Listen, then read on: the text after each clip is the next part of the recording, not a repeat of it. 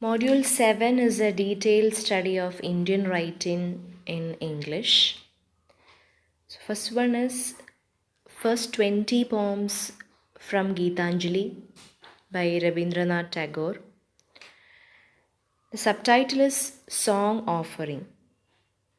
There are 157 poems in Bengali, but in the translated version, which was published in 1912, there are only 103 poems. The introduction to the English translation was written by W.B. Yeats. And the main theme of these songs are the poet's intense yearning to merge with the Supreme, the God, the Almighty.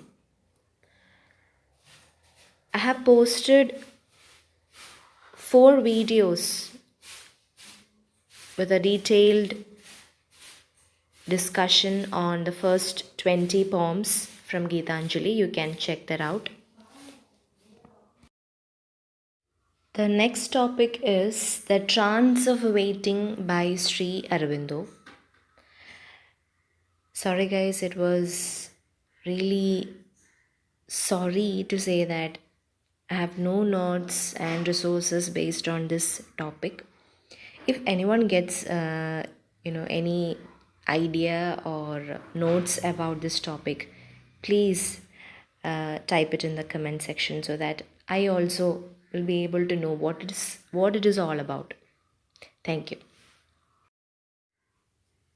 In Sarojini Naidu's Coromandel Fishers, a fisherman exhorts his fellow men to wake up and set off in the catamarans for their day's work.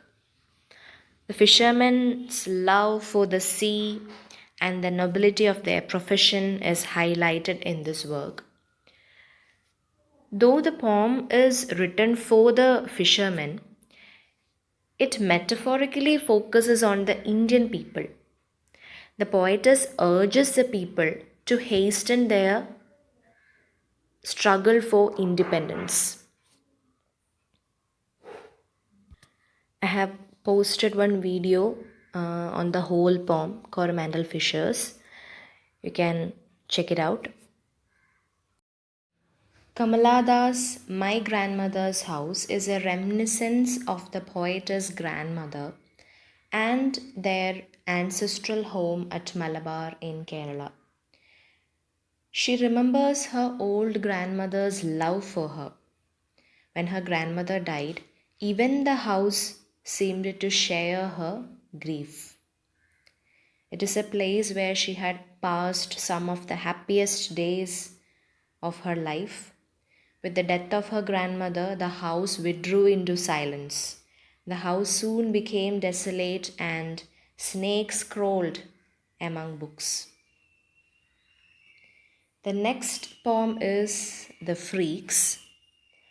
It expresses the intensity of a woman's yearning for sexual gratification, while the man lying beside her in bed is passive.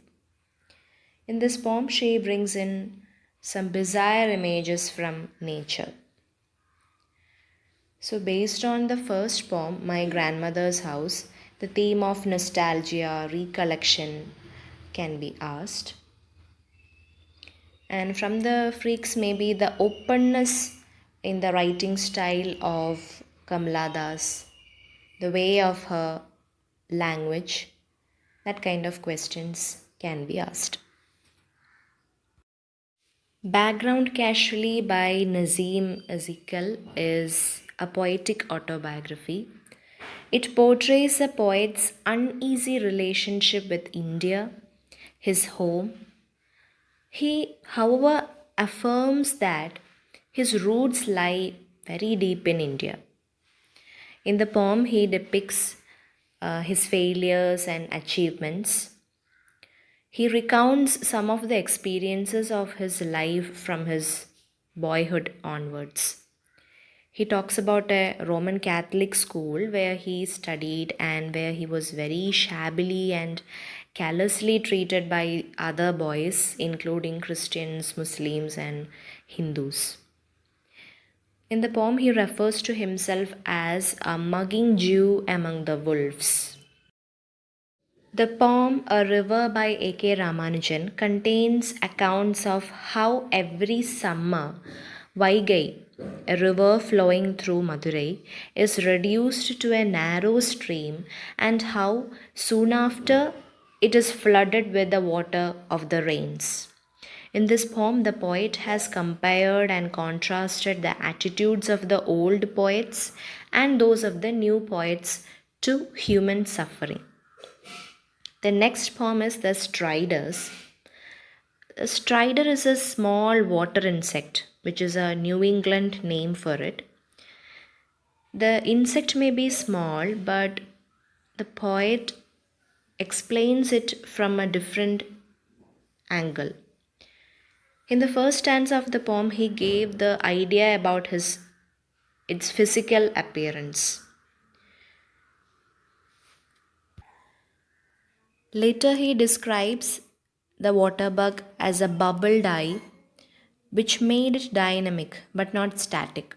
Human ideas are also like that, like bubbles that are very short and come and go. He explains about the Indian tradition and linked the ancient time to present time and describes the energy of insect which has gained through yoga so that it could walk on the water without sinking. Girish Karnad's play Nagamandala, Play with a Cobra. The main theme of this play is the right of a woman to live in dignity and self respect, not as a shadow of her husband. The main characters of this play are Rani, Appanna, Rani's husband, Kurudava, a blind old woman, and her son, Kappanna. In the prologue, we can see story in the form of a young woman, a man, a failed playwright, and flames. The play is centered on the myth that a cobra can change its shape according to its wish. Harvest by Manjula Padmanabhan is concerned with organ selling in India, set in the near future. The play confronts us with a futuristic Bombay of the year 2010. It is a critique of the commodification of the third world body. The main characters are Om Prakash, Om Prakash's mother, Jaya, his wife, Ginny, Jeetu, etc. Mahesh Dattani's two-act stage play Dance Like a Man focuses on the identity and gender roles. The title itself suggests that a man is supposed to do the work which suits the man and not pursue their career in anything else which makes them less of a man. The play suggests that even man can be part or a victim to such circumstances by being oppressed and suppressed by the opposite gender and society. The main characters are Jayaraj Parekh, Ratna, Amritalal, Lata, and Vishwas. Jayaraj Parekh and Ratna are husband and wife. They are Bharatanatyam dancers. So they want to make their dance as their career. But Amritalal, Jayaraj Parekh's father, he considers dance as a profession of a prostitute and which he cannot accept his daughter-in-law learning it and is unimaginable for his son to learn it and make a career out of it. The theory of rasa is a poetic theory of ancient India which is discussed in a detailed manner in Bharata Muni's Natya Shastra. It is an affective theory. When vibhavas, anubhava, and vyabhikari bhavas work together, rasa occurs. Vibhava means any objective condition producing an emotion. It can be characters or circumstances. And Anubhava means the psychophysical manifestation when a particular emotion makes upon characters. And Vyabhikari Bhavas are fleeting or temporary emotions which lie upon the dominant emotions.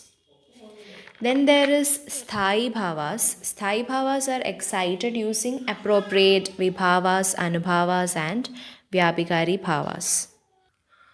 In actual ascetic experience, we are transported from the realm of the personal and egoistic to that of the general and universal. Then we are capable of experiencing nirvana or blissfulness. This is called sadharanikarana. Then we are transported to a transpersonal level, de individualization or universalization. So, that power of universalization is called bhavakatva. And we enjoy that universalization, it is bhojakatva. The past impression, memories, associations, etc., becomes connected with the present experience. As a result, a new experience is created, and this provides new types of pleasures and pains, and this is technically known as rasasvadana, kamatkara, and karvana. The theory of Dhwani is a poetic theory of ancient India. It is a semantic theory. Anandavardhana's Dhanya Logam is about the theory of Dhwani. Dhwani relates itself to meanings and suggestive power of words. Rasa is embedded in a language steeped in emotion. The basic principle of Dhwani is innate in Spoda. Spoda is practically, the last sound that the cognition of the entire word structure is derived.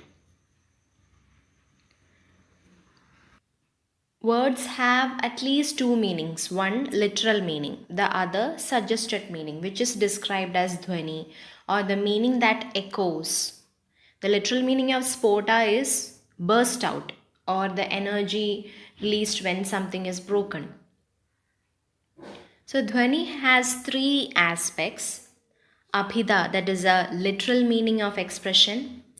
Lakshana, that is a external characteristic of the expression which are indicative of something deeper. And Vyakhyana, that is what is suggestive. Through Abhida or Lakshana, we reach at the suggested sentence, that is a Vyakhyana. According to Anandavardhana, Asamlakshya Kramadhwani is found with reference to Varna, syllable, Pada, word, Vakya, sentence, Sangatana, diction, and Prabandha, the whole composition. Suggestion is the soul of poetry. There are three types of Dhwani. Pratyamana or implied sentence is described as twofold of which one is Laukika or the one that we meet in ordinary life, and the other is Kavya, Vyapara Gokara or one which is met in poetry. So Pratyamana, Laukika and Kavya. Rasadhwani alone constitutes the soul of poetry. There are 35 varieties of dhwani. The language of poetry is not explicit but implicit, and the soul of great poetry is implicit rasa or rasa, that is suggestive.